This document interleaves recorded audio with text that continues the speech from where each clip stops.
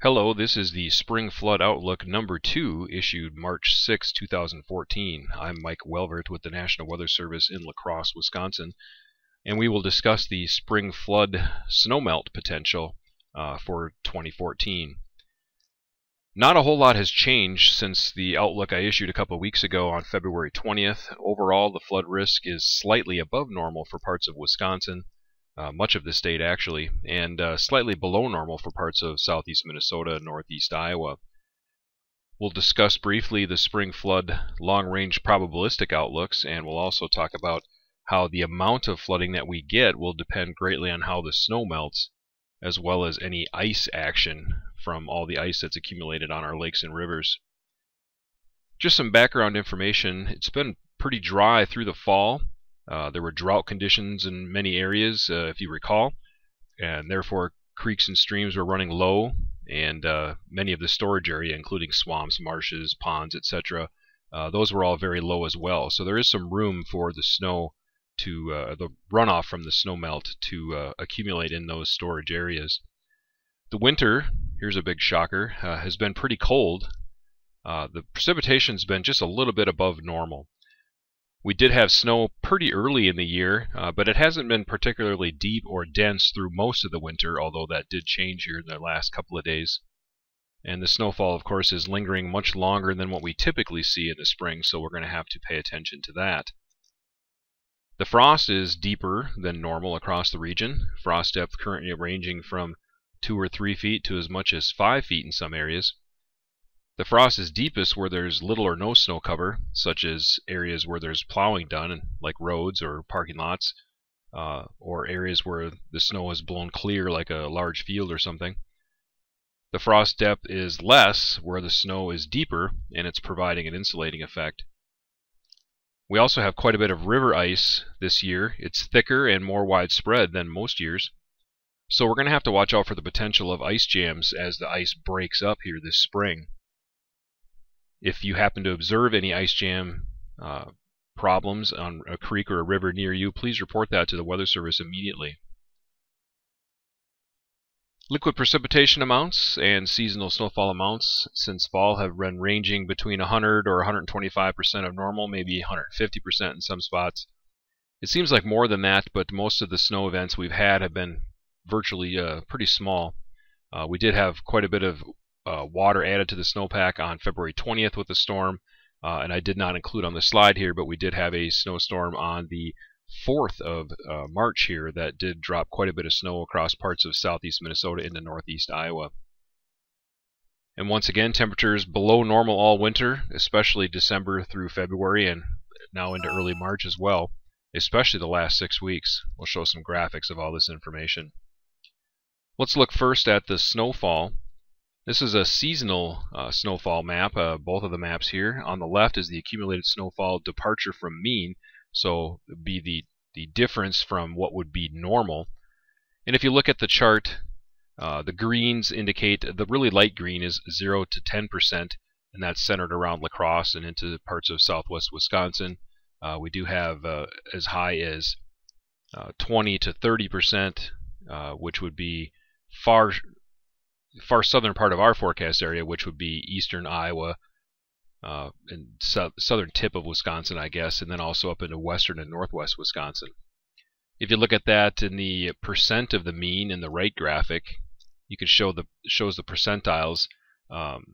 Those light blue colors that are prevalent across the Ohio Valley and into central Mississippi Valley, down around St. Louis and Illinois, Indiana areas, that's over 200% of normal.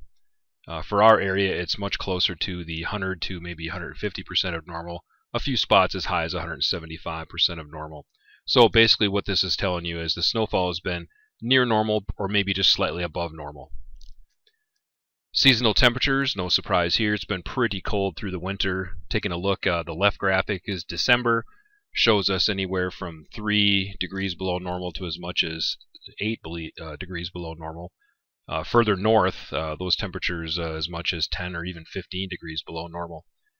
January, pretty normal across the area, a degree or two either side of normal. But February through the early part of March here, you can see it's been very, very cold, as much as that purple color there around the Twin Cities area shows 17 or 18 degrees below normal for that time frame. So very cold. That's helping to keep the snow around, and it's also helping to keep that frost depth working its way even further downward.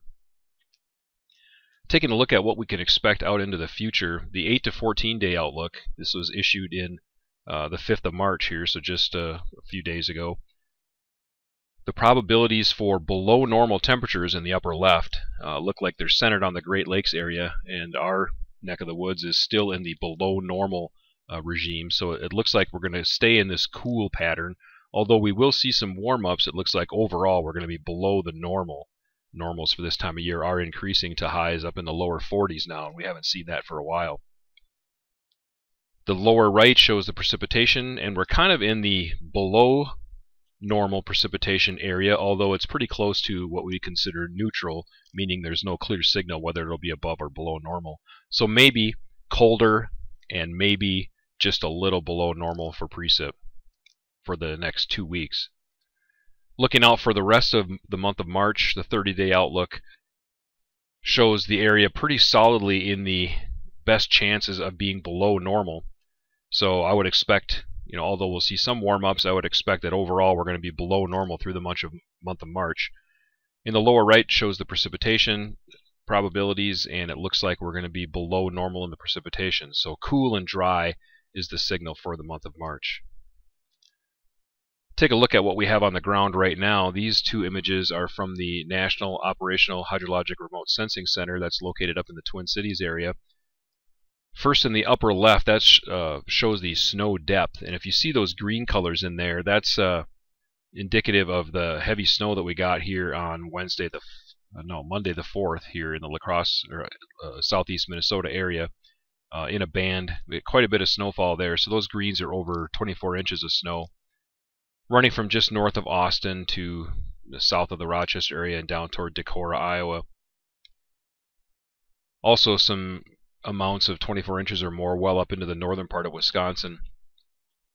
That snow, when it does melt, will feed the Chippewa, the Buffalo Rivers, the Black River, and the Wisconsin River. Looking down in southwest Wisconsin, that's where our lowest snow amounts are. That's only anywhere from say 4 or 5 inches up to as much as 10, maybe 15 in a few spots. So it does vary across the area.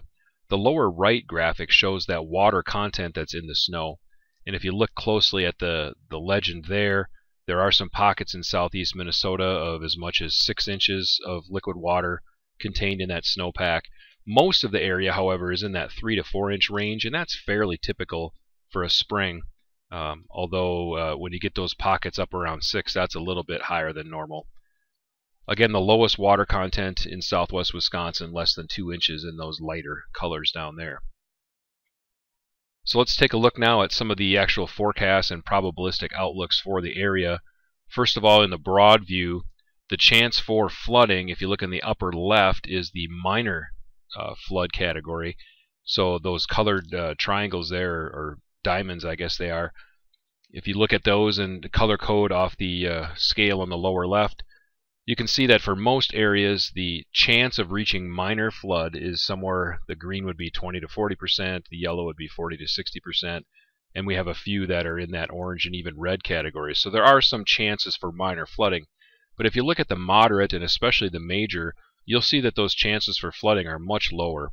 The major has almost no diamonds that are anything other than less than 20%.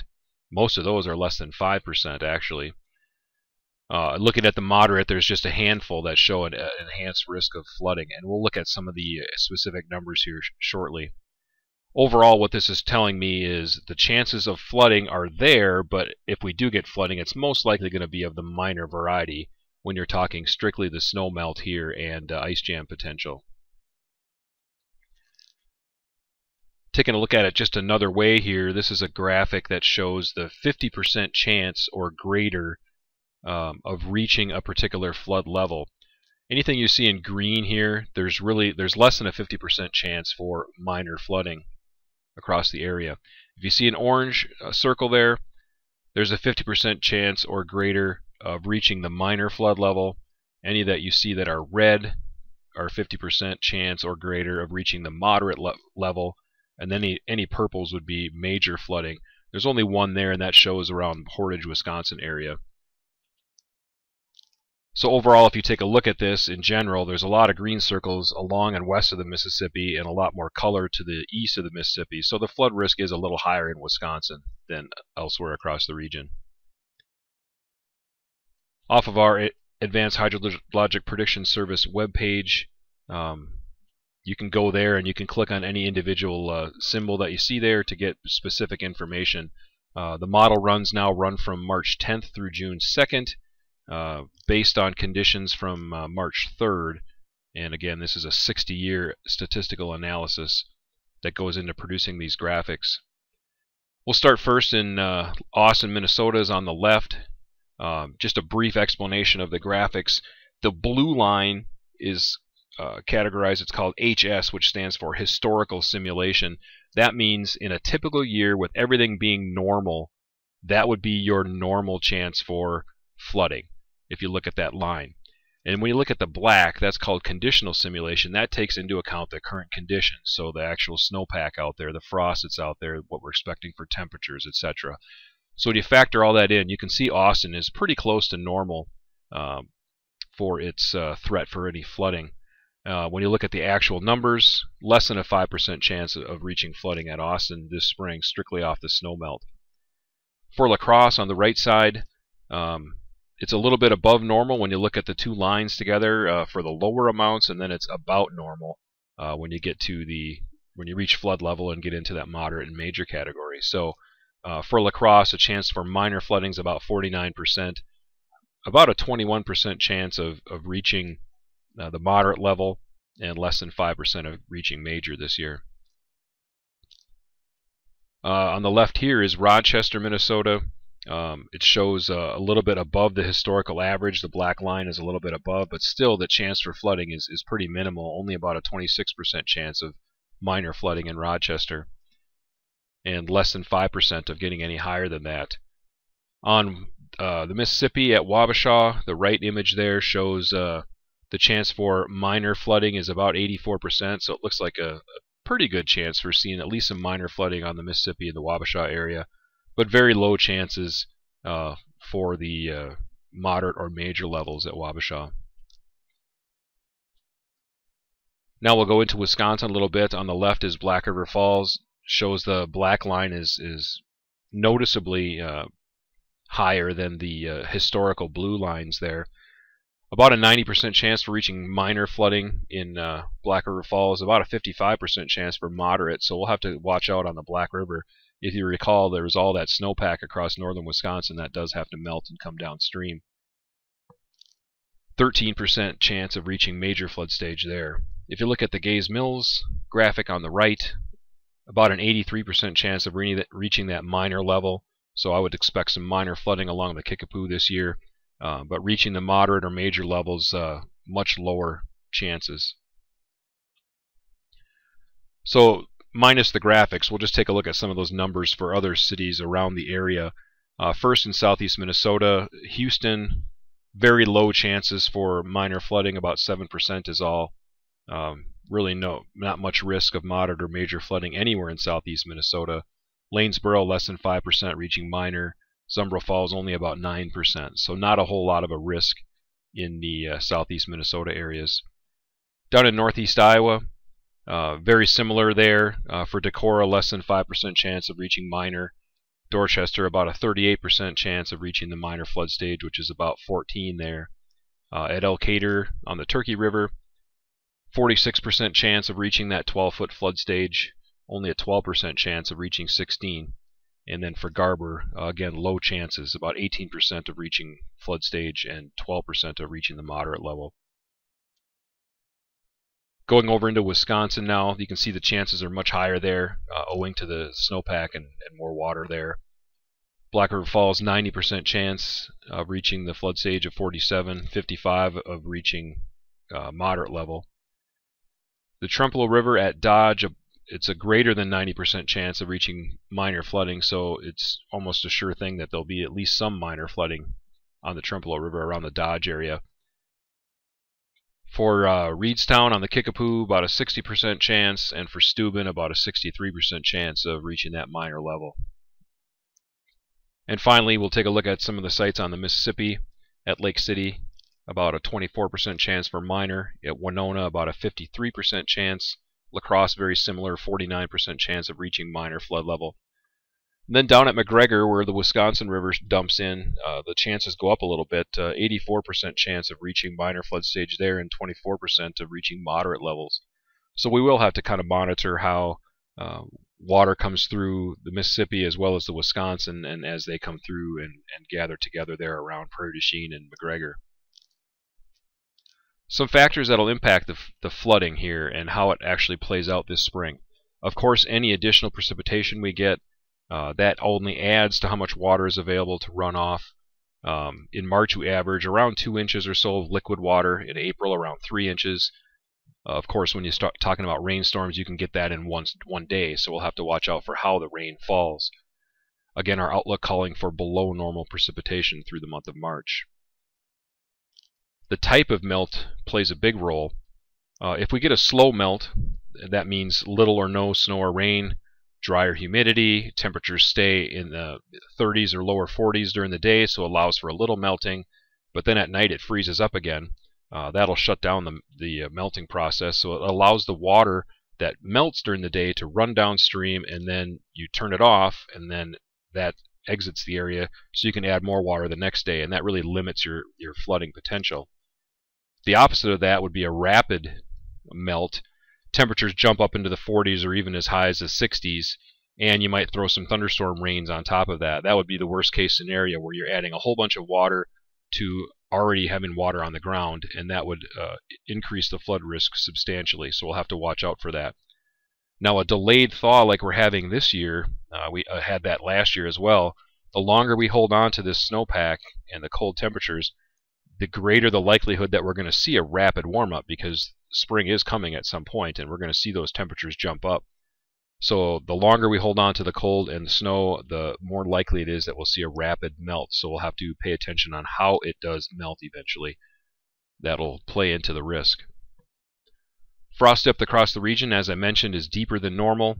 It's going to be an issue as we go into the spring here. With the deep frost, even when the snow does melt and we get rid of that water as it flows down through the creeks and rivers, the frost is going to remain in the ground for quite a while. It's going to take quite a bit of warm weather to get rid of all that. So with frost in the ground, it kind of acts like a barrier, a concrete, as you will, that when we get future rainfall, like a thunderstorm that drops 2 or 3 inches of rain, it's almost like it's raining on a parking lot. That water is not going to soak into the soil very well when it's frozen. It'll run off. So we're going to have to pay attention to how the frost goes out of the ground this year, and it may enhance our flood risk down the road. Some of this is not taken into account in the actual outlooks and the numbers that I presented already, because the frost does vary from year to year. This year it looks like it's a little worse than normal, so it may enhance the flooding risk more so than what the numbers are indicating. So we'll have to keep that in mind. And as I mentioned as well, ice jams could be an issue this year, very, very much a concern. There's quite a lot of ice on the area, rivers and creeks and lakes, and it's even thicker than normal. So once we do start to break that ice up, we'll get runoff into the rivers. It'll lift the ice, break it into chunks, and those chunks will start coming downstream. As they do, they're going to get hung up on bridges or any constrictions in the river where a tree might have fallen or something like that, or where there's a sharp bend in the river or some sharp meanders. The ice tends to get hung up on those and causes a backup of the water. So if you do observe any of that kind of behavior this spring, we would appreciate a phone call. Let your local law enforcement know, let us know, so we can let other people know, and they can take precautions to protect any property they might have in the river valleys. Some things to note: if you do see an ice jam, report how long it's been there, if the water's coming up, anything's being flooded, what type of ice you're seeing, things like that. So in summary, overall the flood risk may be a bit above normal in Wisconsin, normal or maybe just a little below normal for northeast Iowa, southeast Minnesota. The amount of flooding that we do get eventually will depend greatly on how we get our melt this year, whether it's slow or rapid, and of course any effects from the ice that we just talked about. Any additional rain on top of the snow will only add to our flooding potential, especially if we linger it later into March or perhaps even April. Let's hope not. Our next outlook will be updated in late March, so be watching for that. If you have any questions, feel free to contact me here at the National Weather Service. My email is there, as well as a telephone number to reach me. Thank you for your time today.